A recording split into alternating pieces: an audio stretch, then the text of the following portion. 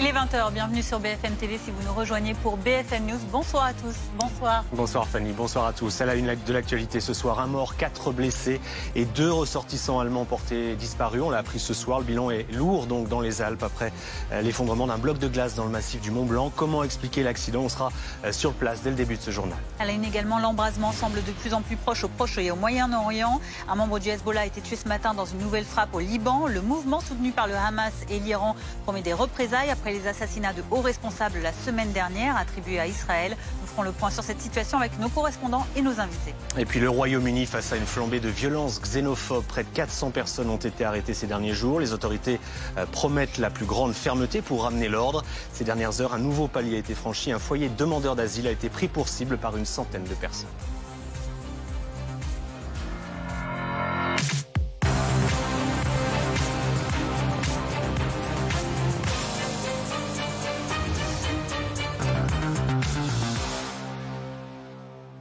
Il était donc 3 heures la nuit dernière lorsqu'une quinzaine d'alpinistes a été surpris par un brusque effondrement. C'est un immense bloc de gaz qui s'est effondré, qui a fait donc un mort, 4 blessés. Puis on l'a appris ce soir, 2 ressortissants allemands sont toujours portés disparus. Avant d'aller plus loin avec nos analyses et nos invités, retour d'abord sur les faits, Guillaume Barqui. À 4100 mètres d'altitude, vers 2h30 du matin, un bloc de glace se fracture. Au même moment, une quinzaine d'alpinistes amateurs entament l'ascension du sommet. Ils empruntent une voie sur la face nord du mont Taku, dans la zone du Mont Blanc. Un chemin connu et souvent emprunté. C'est tout à fait une pente qu'on qualifie de voie normale, avec peu de pentes extrêmes. On monte avec des gens qui débutent. Rapidement après l'alerte, 23 gendarmes, 2 équipes cynophiles et un hélicoptère sont dépêchés sur place. Le bilan provisoire fait état de 4 blessés et 1 mort de nationalité française, victime d'un arrêt cardio-respiratoire. D'après la gendarmerie, ce phénomène naturel est totalement imprévisible. C'est l'avancée du glacier, c'est l'évolution du glacier, c'est mécanique.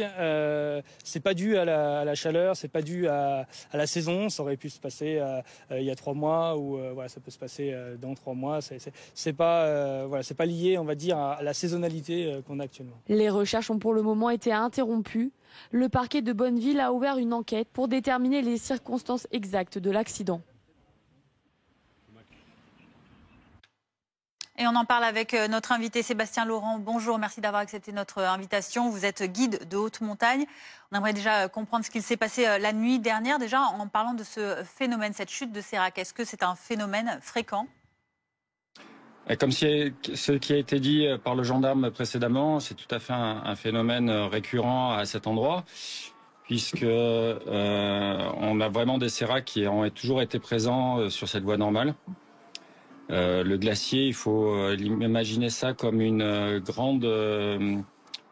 plutôt une très lente rivière qui s'écoule tout doucement. Lorsque la glace n'arrive pas à suivre le mouvement de terrain, il y a la formation de ces séracs qui donnent des grands murs de glace et ces grands murs de glace vont s'écouler doucement et vont être amenés à s'effondrer à n'importe quel moment de la journée. Ça veut dire que ça n'est absolument pas prévisible, il n'y a pas des périodes ou des moments où on peut dire attention, là il y a un risque d'éboulement, d'effondrement? Non, c'est absolument pas prévisible, ça fait partie des risques qu'on appelle objectifs en montagne. C'est quelque chose qu'on ne peut absolument pas prévoir. Et du coup, le fait que ces alpinistes se soient lancés dans cette ascension de nuit, sans accompagnement, est-ce que c'était un risque supplémentaire? Alors pas du tout, les alpinistes étaient vraiment dans le timing normal de l'ascension du Mont Blanc. Lorsqu'on fait l'ascension du Mont Blanc par les 3 Monts Blancs, on dort au refuge des Cosmiques, on se lève à 1h et on part autour d'1h30, 2h. Donc ils étaient tout à fait dans un timing normal de l'ascension du Mont Blanc. Donc c'est vraiment, pardonnez ce langage un peu familier, mais c'est vraiment la faute à pas de chance? C'est la faute à pas de chance. Quand on s'engage sur cet itinéraire, on sait qu'il y a ce risque objectif. On est prêt à le prendre et malheureusement, de temps en temps, les séracs tombent. Ils peuvent tomber à midi comme ils peuvent tomber à minuit. C'est totalement imprévisible. Est-ce qu'il y a un lien avec le réchauffement climatique ou c'est un phénomène qui est fréquent, qui arrive régulièrement, comme c'était le cas il y a encore une dizaine ou une cinquantaine d'années? Alors c'est un phénomène qui a toujours existé, ça fait partie de la vie normale du glacier, c'est un phénomène gravitaire comme je vous l'ai expliqué tout à l'heure. Le glacier s'écoule sous son propre poids, comme une rivière très très lente. Et à des moments, lorsqu'il y a des séracs, eh bien le sérac il va continuer à s'écouler et donc il peut s'écouler avec des énormes tranches qui peuvent partir d'un coup. Mais c'est totalement imprévisible. Merci beaucoup Sébastien Laurent pour ces explications que vous venez de nous donner. Je rappelle que vous êtes guide de haute montagne. On va prendre la direction justement de la montagne de la Haute-Savoie pour vous retrouver Rebecca Blanc-Lelouch. Vous êtes notre envoyée spéciale à Chamonix. On a appris ce soir que parmi les personnes concernées, il y avait encore deux alpinistes qui étaient portés disparus ce soir. Oui, tout à fait. Deux nouvelles personnes sont portées disparues officiellement. Ce sont deux personnes âgées de 30 et 39 ans d'origine allemande. Pas de nouvelles ni de signes de vie de leur part de la journée. Leurs téléphones n'ont pas été rallumés. La gendarmerie recoupe donc toutes les informations possibles, essaye de récolter des témoignages de leurs proches, de leur entourage pour savoir s'ils étaient sur place. Je les cite, tout porte à croire qu'ils sont sur la zone, m'a dit le commandant tout à l'heure. Pour l'instant, les conditions sont trop dangereuses pour les secouristes, pour que les secouristes repartent sur le terrain, puisqu'il y a une forte possibilité que ces personnes soient dans une crevasse. Donc pas d'équipe au sol, m'a-t-il dit, mais les survols en hélicoptère vont se poursuivre demain. Et la gendarmerie en profite pour rappeler qu'il faut absolument prendre ses précautions sur cet itinéraire de la route des Trois Monts qui est particulièrement dangereux, puisqu'une nouvelle chute de sérac peut arriver n'importe quand. On rappelle le bilan à l'heure actuelle de cette avalanche du Mont Blanc du Taku. Un homme de nationalité française de 57 ans est donc décédé, 4 sont blessés. Les 10 autres alpinistes s'en sont sortis indemnes et donc la nouvelle information du soir, 2 autres personnes de nationalité allemande sont officiellement disparues. Rebecca Blanc-Lelouch à Chamonix avec Margot Vizade. Et sur ce plateau, nous a rejoint Frédéric Fernandez. Bonsoir Frédéric. Alors justement, on a des images qui permettent de retracer clairement l'accident. Exactement, Jérémy. Et ces images, en fait, ce sont celles de la webcam de l'Aiguille du Midi. Elles nous permettent vraiment de comprendre ce qui s'est passé la nuit dernière. Alors tout d'abord, ce premier cliché qui est pris à 2h30 du matin, sur lequel vous voyez ici des petites traces blanches. Ce sont en fait tout simplement les lampes frontales des alpinistes. Donc on voit qu'ils commencent donc l'ascension. Et puis un deuxième cliché. Celui-ci est pris 20 minutes plus tard à 2h50 du matin. Et vous voyez, les alpinistes sont tout simplement séparés en deux, tout simplement parce que le sérac vient de se décrocher. Donc on voit une partie haute des alpinistes qui poursuivent leur route vers le Mont Blanc et une partie qui est piégée ici juste en bas. Les secours aériens vont rapidement arriver aux alentours de 3h30 du matin pour acheminer les sauveteurs qui, eux, viendront donc en aide aux victimes sur place. Alors Frédéric, vous parlez beaucoup de ce sérac. De quoi s'agit-il exactement ? Eh bien, le sérac, c'est tout simplement un morceau de glace entouré de crevasses. Il y a beaucoup de sérac au niveau du Mont Blanc du Taku. Le sérac peut tomber, en fait, à n'importe quel moment. Et vous voyez sur cette image, voilà, c'est donc une animation. On voit le sérac qui se décroche et qui peut notamment venir sur les alpinistes. C'est ce qui s'est passé donc la nuit dernière. Et puis je vais vous montrer un autre cliché. Celui-ci a été pris à 10h30 ce matin, donc un cliché de jour, sur lequel on voit bien effectivement donc la coulée, donc les blocs de glace. Et puis un autre cliché, celui-ci nous est parvenu par les témoins BFM TV, donc un cliché zoomé et où on voit bien donc les traces de glace ici, donc qui matérialisent le sérac qui s'est donc décroché. On le rappelle aussi, le Mont Blanc du Taku donc est d'ailleurs connu pour ses chutes régulières de ses grains. Les précisions de Frédéric Fernandez. Merci sur ce drame. On y reviendra évidemment dans la prochaine demi-heure. 20h07 pour l'instant. Vous restez avec nous dans un instant. On prend la direction du Proche-Orient où les appels à la retenue se multiplient. Le chef du commandement militaire américain pour la zone est arrivé à Jérusalem ce soir. On redoute une riposte iranienne après le raid qui a tué à Téhéran mercredi dernier un haut responsable du Hamas. À tout de suite. Votre programme avec Groupe Verlaine, installateur de panneaux solaires pour professionnels et propriétaires exploitant leur commerce. Groupeverlaine.pro. Votre programme avec paruvendu.fr. Sur paruvendu.fr, trouvez votre futur chez vous partout en France. BFM TV est la première chaîne info de France. En juillet, 13,8 millions de téléspectateurs chaque jour. Et en live et en replay, la chaîne réunit 49,8 millions de Français. BFM TV, première sur l'info. C'est beau, n'est-ce pas? Ça donne envie de liker, de partager. Vous êtes bien sur le réseau auquel nous sommes tous connectés 24 heures sur 24. Le réseau qui réunit les êtres vivants depuis des millions d'années. Un réseau qui n'est pas seulement beau, mais dont nous dépendons tous. Ce réseau, c'est la biodiversité. Il est aujourd'hui menacé par nos modes de vie. Il est urgent d'agir pour la préserver. Découvrez comment sur ofb.gouv.fr.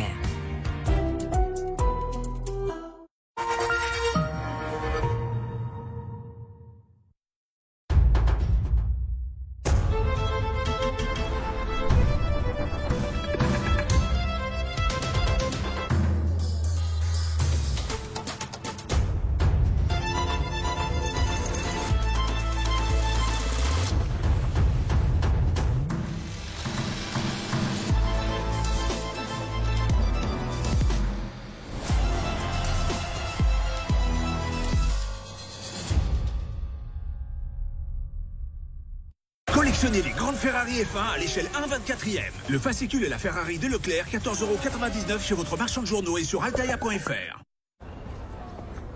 C'est la finale du 200 mètres féminin.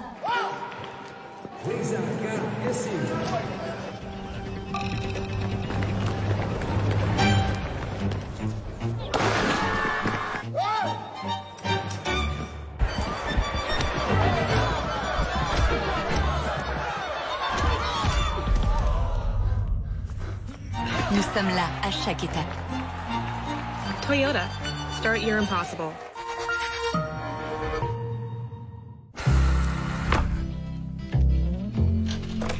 Yo, can I kick it? Yes, you can. Can I kick it? Yes, you can. Je peux essayer? ¿Qué? Je peux jouer? Ah, can I kick it? Can I kick it? Je peux essayer? 당연하지. Yes, you can. Can I kick it? Yes, you can. Voilà, tire un peu plus et décale. Comme ça qu'on va faire pour 18 mois. On a tous besoin de quelqu'un sur qui s'appuyer. Chez Alliance aussi. Vous préparez, vous accompagnez jour après jour. C'est notre métier. Alliance, avec vous de A à Z.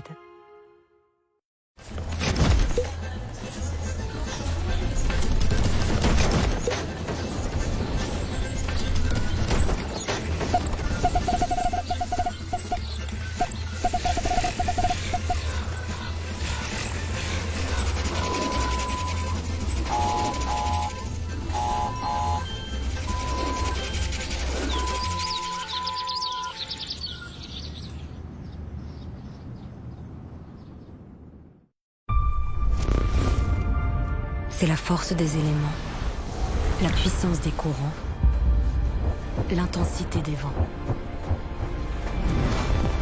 C'est le soleil qui se lève, la terre qui chauffe ses entrailles. C'est la grandeur de l'exploit, c'est la puissance décuplée. C'est l'énergie qui se renouvelle. EDF, fournisseur officiel d'électricité renouvelable de Paris 2024.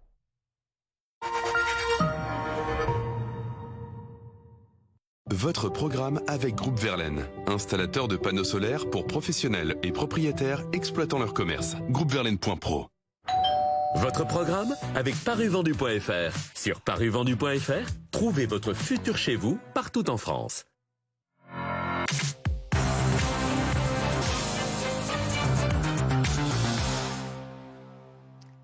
Retour dans BFM News à 20h13. C'est tout le Moyen-Orient qui retient son souffle ce soir. Une région au bord de l'embrasement entre Israël d'un côté et l'Iran et ses alliés de l'autre. Ce matin, une frappe israélienne dans le sud du Liban a fait 2 morts, dont un membre du Hezbollah. Clotilde Bigot, vous êtes notre correspondante BFM TV à Beyrouth en direct. De nombreux pays, dont la France, ont appelé leurs ressortissants à quitter le pays. Est-ce que ces appels ont été suivis? Qu'est-ce que vous observez sur le terrain? Alors, ces appels n'ont pas vraiment été suivis. Alors, ça dépend évidemment des nationalités. Mais si on parle de la France, des Français, moi, tous les Français que je connais ne vont pas partir. En tout cas, ce n'est pas prévu pour l'instant. Ils attendent que la situation dégénère vraiment. Mais il y a plusieurs raisons à cela. Tout d'abord, la raison logistique. C'est-à-dire que beaucoup de vols ont été annulés ces derniers jours, le sont encore dans les jours à venir. Et donc, quitter le Liban est logistiquement très difficile. On rappelle que pour quitter le Liban, il n'y a qu'une seule façon, c'est via le seul aéroport du Liban à Beyrouth. Donc, Air France, Transavia et d'autres compagnies ont annulé leur vol. Donc, rien que ça, c'est compliqué. Mais il y a aussi d'autres options, notamment quitter Beyrouth pour aller dans des endroits qui ne seront pas frappés en cas de guerre totale. Ça, c'est une autre option que beaucoup de Français envisagent. Et donc voilà, en fait, l'ambiance ici est assez particulière, assez tendue évidemment, parce que tout le monde attend une réponse de ce qu'on appelle ici l'axe de la résistance, donc l'Iran et ses alliés, dont le Hezbollah, vers Israël, et ensuite la réponse d'Israël qui promet d'être intense, mais on ne sait pas où ils vont frapper, on ne sait pas comment, et surtout, on ne sait pas quand. Les précisions de Clotilde Bigot à Beyrouth pour BFM TV. On en parle tout de suite en plateau avec nos invités. Didier Idjadi, bonsoir, merci d'être avec nous. Vous êtes sociologue universitaire et exilé politique iranien. Et puis Ulysse Gosset, notre éditorialiste international BFM TV. D'abord, pour planter le décor, Ulysse, il y a souvent des escalades verbales, on va dire, entre Téhéran et Israël. Est-ce que là, c'est vraiment grave? On a un cap supplémentaire qui est franchi ou finalement, il y a une routine d'escalade verbale entre les deux pays? Quel est le degré de gravité de la crise? On est au-delà de l'escalade, on est dans une position iranienne qui, chaque jour, réaffirme son droit, entre guillemets, à riposter. Et il l'a fait savoir, notamment en convoquant aujourd'hui les ambassadeurs occidentaux à Téhéran, en leur disant, effectivement, l'Iran a été attaqué sur son sol lors du raid contre le numéro 1 de la branche politique du Hamas. C'est une attaque du territoire iranien et donc nous sommes en état de légitime défense, comme le veut le droit international, et nous avons donc le droit de réagir. Et aux Nations Unies, l'ambassadeur iranien n'hésite pas à dire que les consignes ont été données au Hezbollah, au sud Liban, donc le mouvement chiite pro-iranien, d'attaquer en profondeur Israël, en ne faisant pas seulement des victimes militaires, sous-entendu également civiles, et en visant deux villes importantes, très importantes israéliennes, Tel Aviv et Haïfa. Donc on voit que la pression monte et on est ce soir dans une veillée d'armes. On ne sait pas si ça peut arriver cette nuit, la nuit prochaine. C'est l'inconnu total et l'ampleur de la riposte n'est pas connue non plus, mais on voit bien que nous sommes en plein préparatif. C'est la raison pour laquelle on vient de le voir avec le Liban.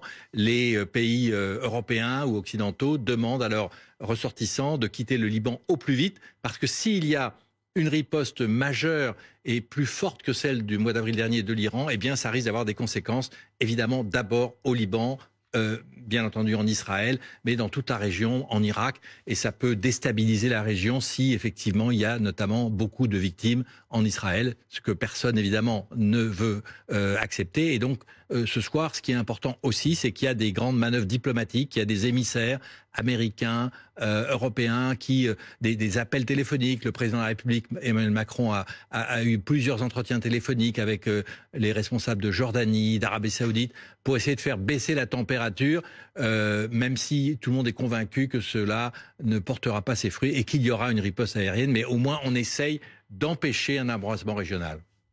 D'ailleurs, vous parliez, Ulysse, de ces manœuvres diplomatiques en cours. Emmanuel Macron a tweeté sur le réseau social X, il a dit « Je me suis entretenu avec le président Mohamed Ben Zayed, le prince héritier Mohamed Ben Salman sur la situation du Proche-Orient. Nous appelons tous les acteurs à la responsabilité et à la retenue pour éviter un embrasement régional. Personne n'a intérêt à une escalade. » Voici ce message qui va dans le sens de toutes ces manœuvres, de toutes ces rencontres, ces appels téléphoniques qui se passent pour essayer d'empêcher que la situation ne s'embrase davantage dans la région. Oui, empêcher un dérapage.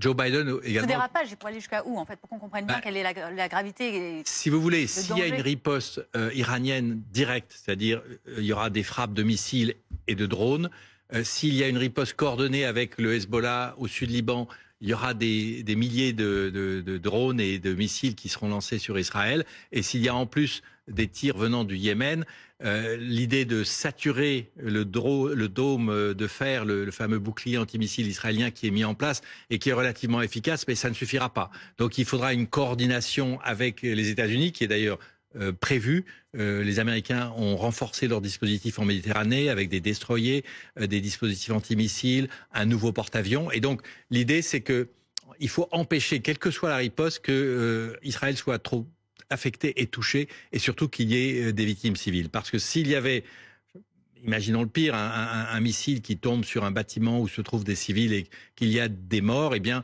Israël serait à son tour amené à riposter. Donc c'est cette escalade en fait qui inquiète de représailles en représailles et peut-être en guerre régionale. Donc tout est fait pour convaincre les Iraniens de le faire de façon très coordonnée pour qu'il n'y ait le moins de victimes possible et qu'il n'y ait pas à nouveau une riposte israélienne. Alors justement, pour bien comprendre sur l'aspect, on va dire, plus militaire de ce conflit, on est en ligne avec vous, Jérôme Clèche, consultant défense BFM TV. Merci d'être avec nous.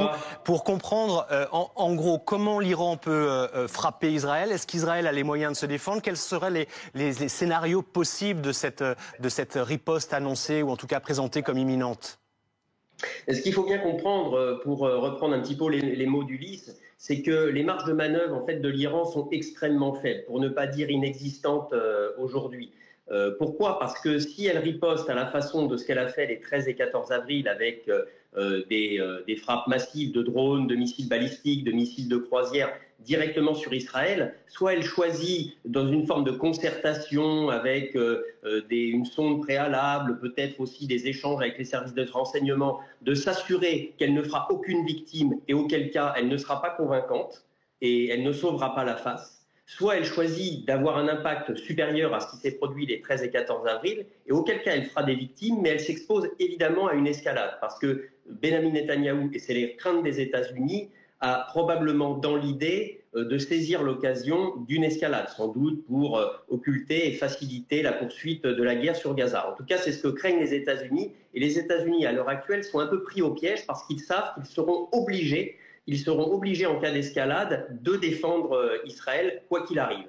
Et donc les marges de manœuvre de l'Iran sont inexistantes. Elle peut éventuellement envisager de frapper avec ses proxys, on l'a dit, avec le Hezbollah, et donc c'est des échanges de tirs transfrontaliers avec peut-être une tentative d'aller au-delà de cibles simplement militaires. Et puis c'est dans une voie numéro 3, plus diffuse, du terrorisme, une pression psychologique sur la population israélienne, sur les ressortissants israéliens à l'étranger et sur la diaspora juive plus largement, et ainsi que sur les alliés, l'ensemble des combattants, j'allais dire, engagés dans la lutte contre le terrorisme islamiste international.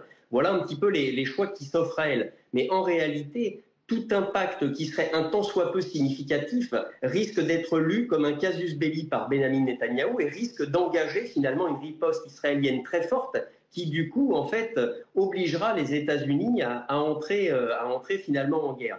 Donc en réalité, la main est l'initiative est moins dans la main de l'Iran aujourd'hui que de Benjamin Netanyahou qui commande finalement aux États-Unis.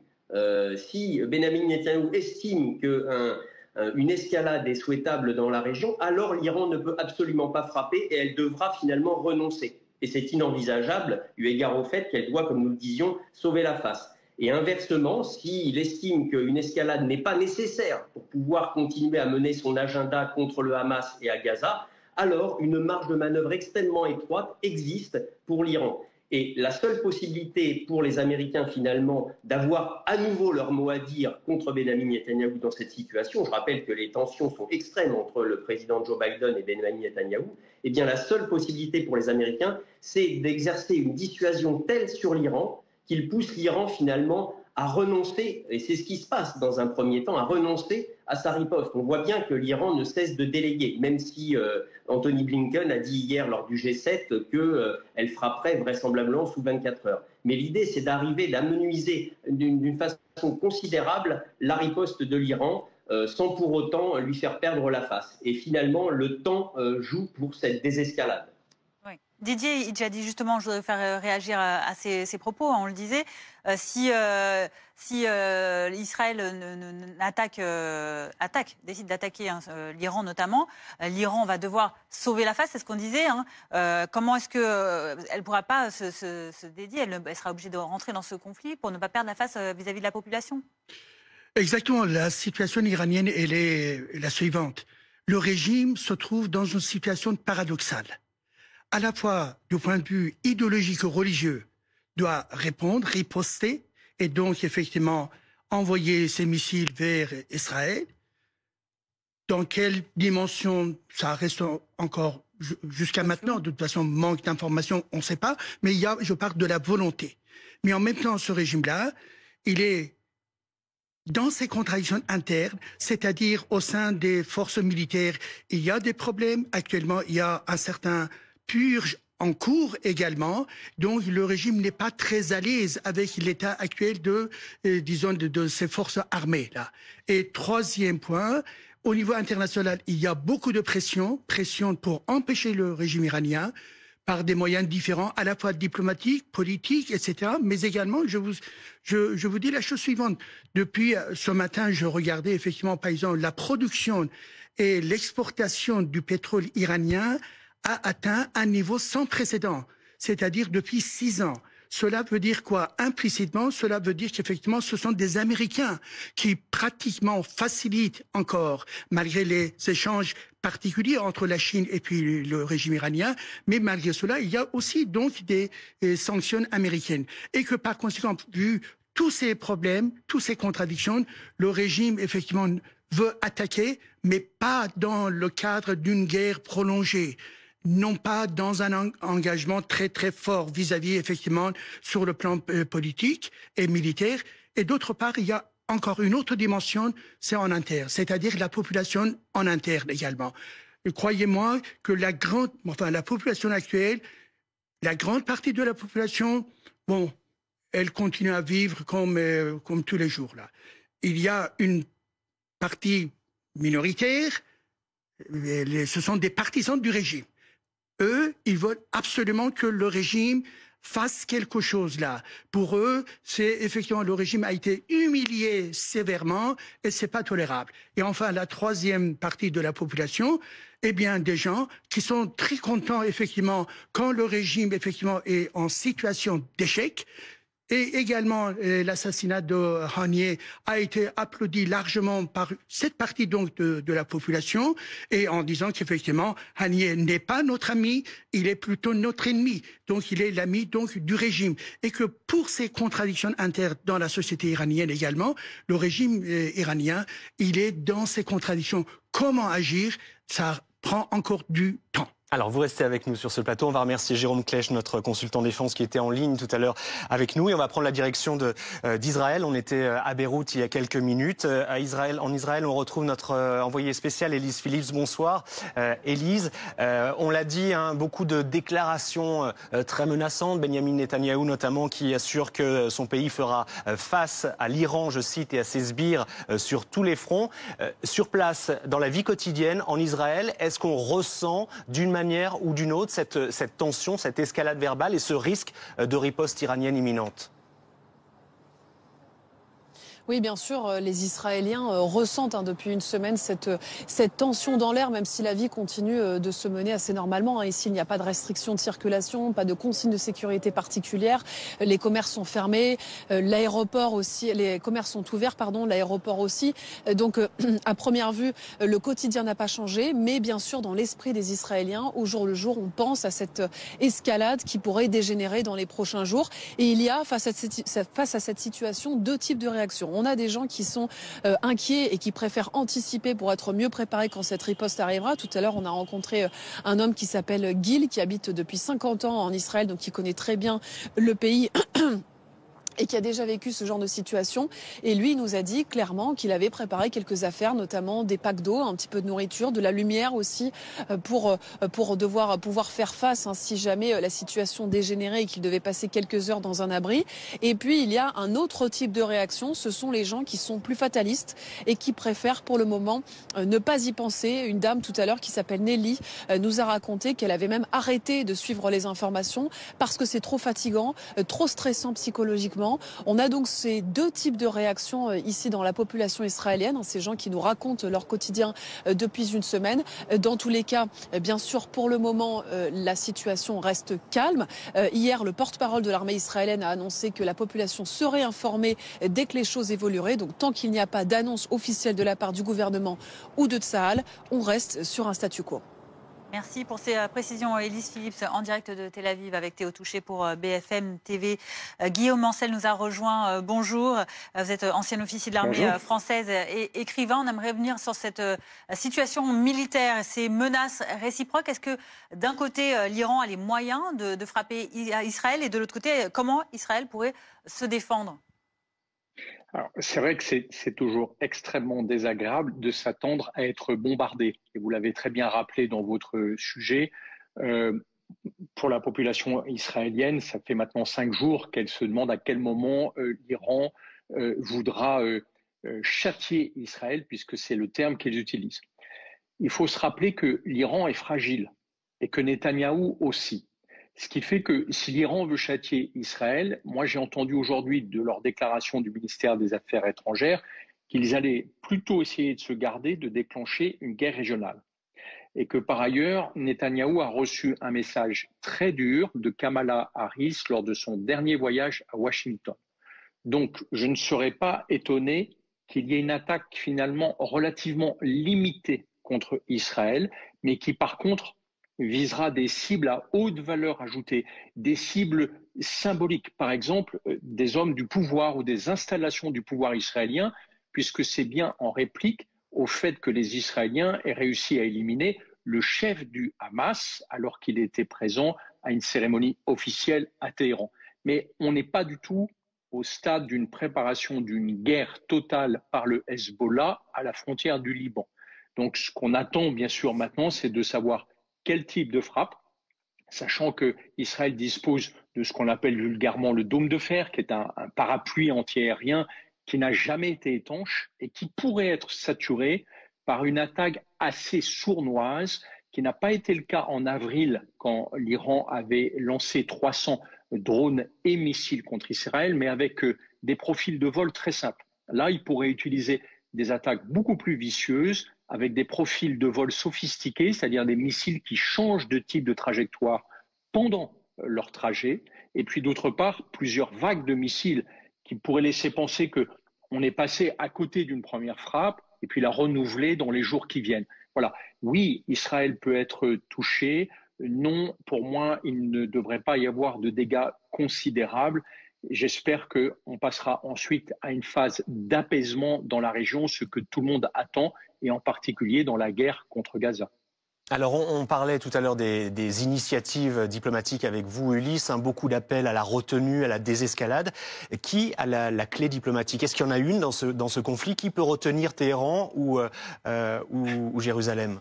Ce qui peut retenir Téhéran, c'est le fait qu'une riposte trop forte contre Israël pourrait déclencher une véritable guerre régionale dont Téhéran ne veut pas. On l'a dit tout à l'heure, le pays quand même est l'objet de sanctions qui certes ne sont pas toujours appliquées jusqu'au bout, et c'est vrai que l'Iran continue à vendre son pétrole, mais une destruction des sites pétroliers iraniens, de certaines centrales nucléaires, etc.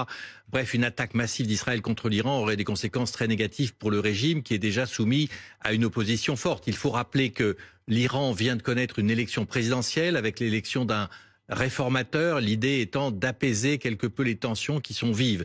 Néanmoins, à l'intérieur du régime, il y a des durs, il y a les gardiens de la révolution qui contrôlent vraiment les forces militaires et de sécurité du pays, et ces gens-là, eux, sont prêts effectivement à une confrontation. Donc vraiment, aujourd'hui, c'est difficile de dire ce qui pourrait retenir l'Iran, c'est plutôt le régime lui-même qui décidera peut-être d'effectuer une riposte bien calibrée pour éviter un embrasement. Côté israélien, on est déjà dans, si vous voulez, on est non seulement dans l'état d'alerte, on a pris toutes les mesures nécessaires depuis plusieurs jours. Ça doit être d'ailleurs assez stressant pour à la fois la population, mais aussi les services de renseignement, la défense, etc. Mais on est aussi dans une phase de défense active. Ça, c'est quelque chose qui est très israélien, entre guillemets, c'est-à-dire que plutôt que d'attendre que l'ennemi frappe, on peut lui infliger des coups. Et c'est ce qui s'est passé depuis la neutralisation, l'assassinat du leader du Hamas à Téhéran. Il y a eu d'autres frappes contre des commandants du Hezbollah au sud Liban. Et la guerre continue, en fait, une sorte de guerre secrète dont on ne connaît pas tous les détails, mais qui a permis à Israël d'éliminer un certain nombre d'adversaires importants. Et il pourrait y avoir même une frappe préventive sur l'Iran si les Israéliens parvenaient à savoir quelle unité, quel groupe serait amené à frapper Israël. rien n'est exclu. Et en même temps, on voit bien qu'Israël est déjà sur 2 fronts à la fois, c'est-à-dire la guerre de Gaza, le Liban Sud, l'occupation du Golan, etc. Et donc une 3e guerre avec l'Iran, évidemment, serait extrêmement coûteuse. On n'est pas certain qu'Israël ait intérêt non plus à le faire. Dernier point important, il y a un très mauvais climat entre Joe Biden, l'Américain, et Netanyahou. Ils se sont quasiment fâchés au téléphone. Et puis, il y a également une fronde anti-Netanyahou en Israël. On a vu que même le chef d'état-major, le chef des services de renseignement, le Mossad, le chef des services de sécurité antiterroriste, le Shin Bet, ont exprimé leur désaccord avec Netanyahou sur la poursuite de la guerre à Gaza. Ça fait beaucoup pour un seul homme. Et néanmoins, Netanyahou reste l'homme qui décide en Israël. Merci beaucoup, merci à tous pour toutes ces précisions, cette analyse. Merci Didier Idjadi, merci également Ulysse Gosset, merci Jérôme Klech et merci également à Guillaume Ancel. On en reparlera évidemment dans notre prochain journal, mais à 20h35 à présent, on en vient à cette situation au Royaume-Uni, la Grande-Bretagne secouée par cette vague d'émeutes depuis plusieurs jours, des affrontements et toujours pas de répit. Au contraire, à Rotherham, dans le nord du pays, 700 personnes ont mis le feu à un foyer de demandeurs d'asile à ces dernières heures. Une nouvelle soirée de violence est probablement attendue. Le point dans ce reportage de Stéphanie Zenati. Alignés les uns à côté des autres, derrière leurs casques et leurs boucliers, ces policiers britanniques tentent comme ils peuvent de tenir à distance ces manifestants anti-immigration. Derrière eux, un hôtel cible de ces émeutiers d'extrême droite, car à l'intérieur se trouvent des demandeurs d'asile. Les fenêtres de l'hôtel ont été brisées et des efforts concertés ont été déployés pour endommager l'intérieur et blesser gravement les personnes qui s'y trouvaient. En fin de compte, il s'agissait d'une démonstration dégoûtante de violence qui s'est poursuivie tard dans la soirée, notre opération de maintien de l'ordre n'ayant pris fin que vers 5 heures du matin. Un chaos qui fait la une de la presse au Royaume-Uni. Day of Shame, un jour de honte, titre le Sun, et qui révolte bon nombre de Britanniques. Je suis très contrarié de voir que nous sommes une nation aussi intolérante. Je ne pense pas que les personnes qui commettent ces actes soient représentatives de notre société. Pourtant, c'est comme ça que va nous voir le monde, et c'est très dérangeant.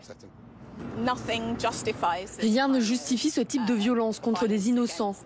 Je pense qu'il s'agit d'un tas de gens qui sont en colère, mais qui ont utilisé un événement terrible et tragique pour servir leur propre cause. À l'origine de ces violences, la mort de 3 fillettes la semaine dernière lors d'une attaque au couteau. Et les rumeurs relayées par des personnalités de la droite dure sur la religion et l'identité de l'agresseur présumé. Plus au nord, à 130 km de là, les forces de l'ordre essuient aussi des jets de projectiles, un face-à-face tendu et des scènes d'une violence inouïe. Après quasiment une semaine de tension, près de 400 personnes ont déjà été interpellées. D'autres arrestations sont à prévoir. On va en parler dans un instant et longuement pour bien comprendre avec nos invités. Mais d'abord, on va prendre la direction de Londres pour retrouver notre correspondante sur place, Laura Calmus. Bonsoir, Laura. Ce qu'il faut comprendre, c'est que c'est un premier, on va dire, gros défi politique pour le Premier ministre britannique qui a convoqué notamment une réunion de crise aujourd'hui. Exactement, réunion de crise à Downing Street. Le Premier ministre s'en est plutôt bien sorti, c'est ce que disent les commentateurs. Il a annoncé la mobilisation, non pas de l'armée, mais d'une armée de policiers spécialisés pour faire face aux émeutes. Il a également indiqué que sa priorité absolue était de mettre fin à ce désordre et qu'il voulait s'assurer que les rues soient plus sûres, que ce soit à Londres, mais également dans tout le Royaume-Uni. Il a dit qu'il n'hésiterait pas à appliquer des sanctions pénales lourdes et même mettre certains fauteurs de troubles en prison.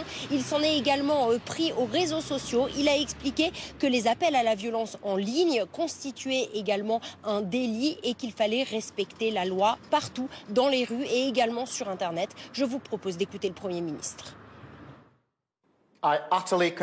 Je condamne complètement les actes de violence d'extrême droite auxquels nous avons assisté ce week-end. Il ne fait aucun doute que ceux qui ont participé à ces violences seront confrontés à la pleine force de la loi. Je vous garantis que vous regretterez d'avoir pris part à ces troubles que ce soit directement ou par l'intermédiaire de ceux qui ont fomenté cette action en ligne avant de s'enfuir eux-mêmes.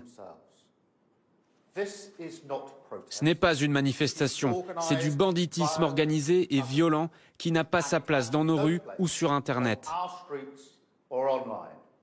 Un discours ferme, Laura, du Premier ministre, on vient de l'entendre. Même fermeté également du côté de la ministre de la Justice. Exactement, la ministre de la Justice qui a expliqué qu'elle allait veiller à ce qu'il y ait des procureurs supplémentaires en place, des places supplémentaires aussi dans les prisons, mais également des tribunaux qui soient prêts à accueillir toute personne qui a commis que ce soit un délit ou un crime. La Première ministre qui a réaffirmé son soutien complet à la police pour engager l'ensemble des sanctions qu'elle a dit qu'elles pouvaient être lourdes, car il pourrait y avoir des sanctions de prison, mais également des dispositifs de surveillance électronique et aussi des interdictions de voyager. Tout ça pour dissuader les émeutiers de recommencer dans ces prochains jours.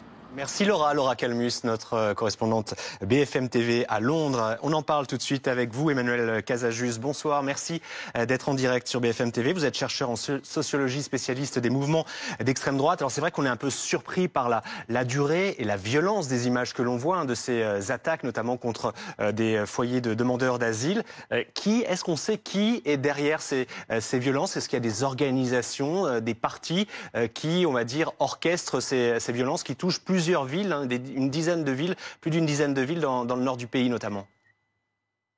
Alors, le mouvement qui est beaucoup derrière tout ce qui se passe, c'est l'English Defence League. Donc, l'English Defence League, c'est un mouvement qui a été fondé en 2009. Et il y a un petit peu deux héritages, si vous voulez, derrière cette English Defence League. Il y a le British National Party d'une part, qui est un parti d'extrême droite qui a été fondé en 82, mais qui est déclinant depuis les années 2010.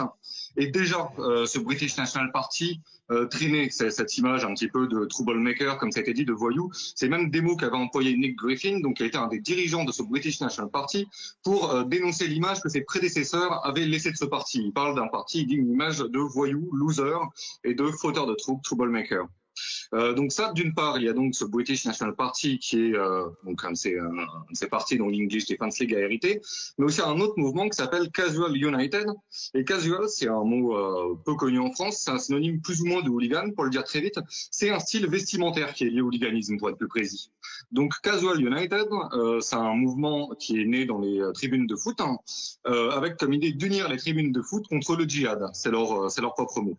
Donc ça a apparu en 2010, ça a été actif de 2009 à 2014, l'English Defence League et le Casual United, pardon, et c'est un des mouvements qui était à la base de cette English Defence League.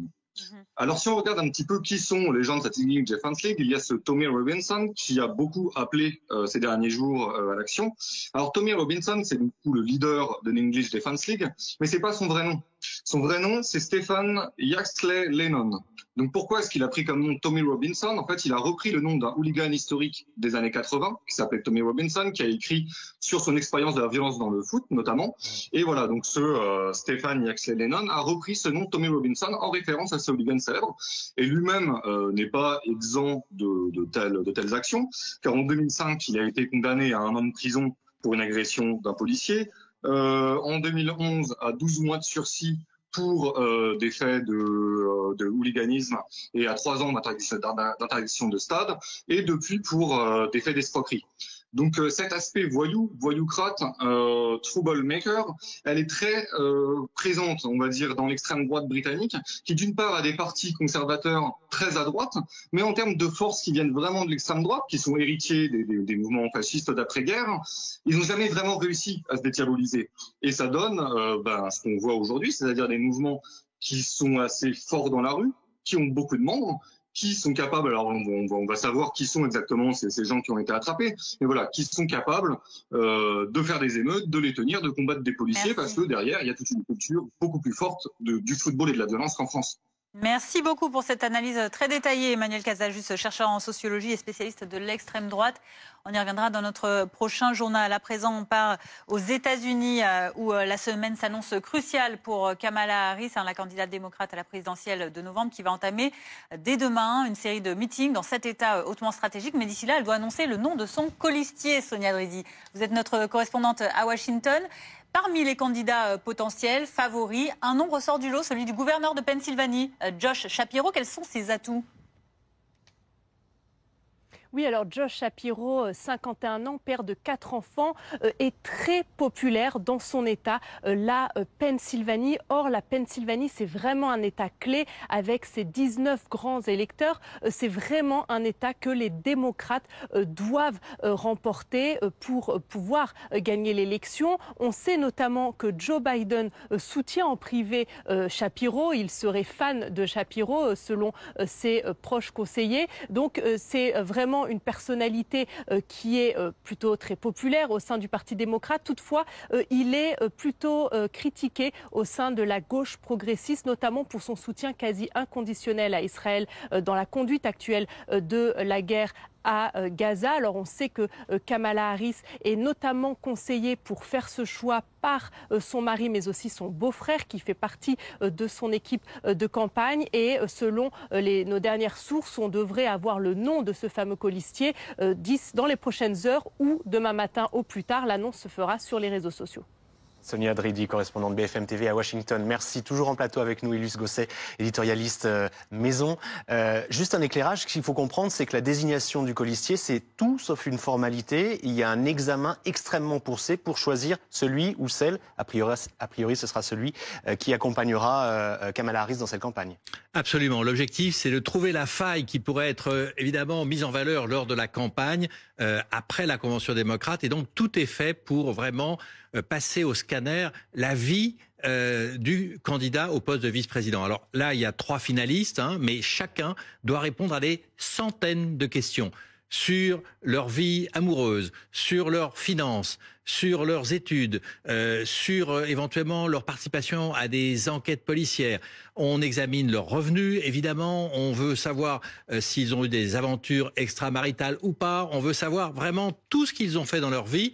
Et la personne qui s'occupe de coordonner ce travail d'enquête, digne des services de renseignement, eh bien, c'est un ancien procureur démocrate, Eric Holder. Donc, c'est quelqu'un qui est un juriste et qui connaît toute la loi américaine et qui va interroger vraiment là où il y a des points faibles les différents candidats. Et ceux qui ont passé cette épreuve disent que c'est éprouvant et difficile parce que on peut à cette occasion révéler des choses qui étaient enfouies dans le passé et qui ressurgissent. Il y a des dizaines d'investigateurs, d'enquêteurs qui sont chargés d'aller enquêter dans les villes où sont nés, où ont fait leurs études les différents candidats. Donc ça dure théoriquement des semaines ou des mois, mais compte tenu du fait que Kamala Harris a été finalement la candidate surprise il y a 2 semaines à peine et que la Convention démocrate a lieu le 19 août à Chicago, il faut aller très vite. Et donc aller vite, ça veut dire d'ici maintenant quelques heures, en tout cas au plus tard demain matin, ça veut dire que les enquêteurs ont fait leur travail, ils ont rendu leur verdict et ils ont donné les dossiers à Kamala Harris et à son équipe. Et évidemment, il y a quelqu'un qui surveille tout cela de près, c'est Barack Obama, qui suit évidemment tout cela, même s'il n'est pas engagé en première ligne. On dit qu'il est vraiment en première ligne dans les équipes chargées de vérifier donc le profil et le curriculum vitae des candidats. Réponse dans la soirée, mais c'est pire que le bac, c'est pire que Sciences Po, c'est pire que l'ENA, pour éviter évidemment les mauvaises surprises et les scandales à la veille de l'élection ou même après. Exactement. Il y a déjà eu de mauvaises surprises précédentes. On retrouve notre invité également, Alexis Buisson. Bonsoir. Vous êtes journaliste à New York, auteur de Kamala Harris, l'héritière. Notre correspondante tout à l'heure, Sonia Dridi, parlait justement de cette bonne image que Kamala Harris commence à avoir. On a notamment un sondage qui montre que 2 semaines après avoir pris le relais des mains de Joe Biden, Kamala Harris espère poursuivre sur sa bonne lancée. Le sondage la place désormais en favorite, juste devant, à 1 point devant Donald Trump. 50% de bonnes intentions pour Kamala Harris, qui prend 2 points, là où Donald Trump a 49% d'opinion favorable et en perd 2. Ça, c'est quelque chose qui peut aussi amener du renouveau dans cette campagne qui va être assez rapide. Maintenant, il nous reste quelques mois d'ici novembre. Oui, tout à fait. Alors, juste pour terminer sur ce que Ulysse Gosset disait, un sénateur qui a été colistier de Al Gore en 2000, Joe Lieberman, a comparé le processus de sélection du colistier à une coloscopie sans anesthésie. Donc, ça vous donne une idée un peu de la difficulté. Oui, c'est assez clair, oui. L'image est claire. Absolument. Pour répondre à votre question, alors un sondage, il faut vraiment se méfier des sondages, notamment au niveau national, puisque aux États-Unis, l'élection présidentielle n'est pas une élection nationale, elle se joue État par État, et c'est un certain nombre d'États, 6 ou 7, les swing states, qui déterminent l'issue de l'élection, puisque c'est dans ces États que les résultats sont en général les plus serrés, quelques milliers de voix. Donc effectivement, il y a une dynamique qui semble favorable dans les sondages à Kamala Harris. Il faut cependant regarder vraiment ce qu'il se passe au niveau des swing states. On a quelques chiffres pour l'instant sur un duel Trump-Harris dans ces États clés, mais on manque traditionnellement de données dans ces États où il est difficile d'arriver à une taille d'échantillon qui est importante. Donc les sondages sont un indicateur qu'il faut prendre évidemment avec énormément de pincettes. Alors Alexis Buisson, en quoi le choix d'un colistier est important dans une campagne? Au fond, qu'est-ce qui manque aujourd'hui à Kamala Harris pour maximiser ses chances de l'emporter face à Donald Trump en novembre? Quand on regarde les données historiques, là encore, il faut relativiser. Le choix du colistier a finalement un faible impact, ou un impact vraiment marginal. En revanche, un mauvais choix de colistier, ça peut effectivement faire une différence. On se souvient notamment de la sélection de Sarah Palin en 2008 par John McCain. Sarah Palin était apparue comme incompétente, peu préparée, etc. Et ça avait vraiment plombé en quelque sorte la campagne de John McCain. Et encore une fois, les élections présidentielles américaines sont de plus en plus serrées. Quand on regarde l'histoire, elles se jouent maintenant encore une fois quelques milliers de voix dans un petit nombre d'États. Et donc en fait, c'est un colistier un peu controversé qui pourrait faire une mauvaise campagne, peut coûter des voix ici ou là au candidat, et donc peut effectivement faire une différence. Le défi de Kamala Harris, c'est de trouver quelqu'un qui va effectivement contrebalancer un peu son profil de femme métisse, urbaine, issue d'un milieu progressiste et cosmopolite comme la baie de San Francisco. Donc le candidat idéal, effectivement, c'est un homme blanc qui est issu de ce qu'on appelle aux États-Unis le heartland, le cœur vraiment du pays, où il y a d'importants électorats républicains et indépendants. Ulysse Gosset, justement, sur ce choix crucial aussi du colistier. L'objectif essentiel, c'est d'élargir son électorat et de toucher des milieux qu'elle ne connaît pas ou qu'elle a du mal à convaincre. Et donc, par exemple, un gouverneur qui vient d'un État fermier, rural, ça va lui apporter les voix du monde rural, des voix plus populaires peut-être. C'est une complémentarité. C'est la complémentarité. Et c'est très important, non seulement parce qu'effectivement, ça permet d'avoir plus de voix, mais aussi parce que s'il arrivait quelque chose à Kamala Harris, il faut bien savoir que ce vice-président pourrait être le futur président des États-Unis. Donc c'est capital et on le voit évidemment dans l'histoire américaine, il y a eu des présidents assassinés. Le contre-exemple, c'est ce qu'a fait Donald Trump, c'est intéressant d'y revenir. Il a choisi un homme qui s'appelle J.D. Vance, qui est le gouverneur de l'Ohio. Mais c'est quasiment un clone de Trump, c'est un bébé Trump d'une certaine manière, qui est aussi radical que lui, qui a des positions aussi fermes que lui. Et donc finalement, c'est deux Trump pour le prix d'un. Et donc ça ne lui permet pas d'élargir sa base. Alors c'est vrai que Vance, le candidat, donc le colistier de Trump, est d'un milieu ouvrier, des Appalaches, donc ça peut éventuellement attirer des électeurs des milieux populaires, mais en même temps, il se ressemble tellement qu'il aurait peut-être mieux valu pour lui, compte tenu de l'arrivée de Kamala Harris, de choisir quelqu'un de plus modéré, de plus centriste, entre guillemets, pour, là aussi, élargir son électorat. Donc on voit que ce choix, c'est vrai, n'est pas déterminant, mais il est quand même essentiel, et surtout pour Kamala Harris, ça va lui permettre de bâtir son image. Elle n'a pas été une vice-présidente très performante, et notamment sur le dossier qui lui avait été confié, l'immigration, ça a été très mal géré, et Trump ne cesse évidemment de dénoncer son bilan. Donc il faut qu'il y ait quelqu'un aussi qui rassure, et là c'est très important, Josh Shapiro ou bien le gouverneur de l'Arizona, par exemple, qui est un ancien astronaute. Ça pourrait être quelqu'un aussi qui rassure les Américains, qui a un profil dans l'armée, enfin dans la marine et qui a été parti dans l'espace. Donc c'est important pour l'image et ça permettrait à Kamala Harris d'arriver en position de force à la Convention démocrate. Alors qu'on voit quand même ce qui est transparaît à travers ce processus de sélection, c'est qu'il y a quand même une bagarre pour le poste et qu'il n'y a pas quelqu'un qui s'impose de façon, je dirais, absolue. Donc il y a une bataille à l'intérieur du parti et c'est à ça que servent les conventions. C'est dire que tout n'est pas joué, même si on sait que demain, le résultat sera probablement connu. Alors justement, une toute dernière question avec vous, Alexis Buisson. En 30 secondes, parce qu'on n'a plus vraiment le temps, vous êtes un spécialiste des États-Unis. Votre pronostic et pour quelles raisons, quel choix de colistier selon vous? Alors moi, je parie sur quelqu'un dont on n'a pas parlé pour l'instant, c'est Tim Walz, le gouverneur du Minnesota, qui a grandi dans un village de 400 habitants, qui a un très fort ancrage rural. Les démocrates ont un peu abandonné les campagnes américaines aux républicains, et je pense qu'avec un profil comme ça, ils ont de fortes chances, du moins, de regagner une partie du terrain perdu. Merci beaucoup pour toutes ces précisions, Alexis Buisson, journaliste à New York, auteur de Kamala Harris, l'héritière. Merci également, Élise Gosset, de nous avoir apporté vos éclairages. À 20h54, dans l'actualité également, on revient sur les Jeux Olympiques. Pas beaucoup de médailles françaises aujourd'hui, juste une qu'on a eue en kayak cross ce matin. Parmi les moments forts de la journée, en tout cas, il y a eu de belles célébrations, comme celle des nageurs français qui ont été accueillis en véritable rockstar.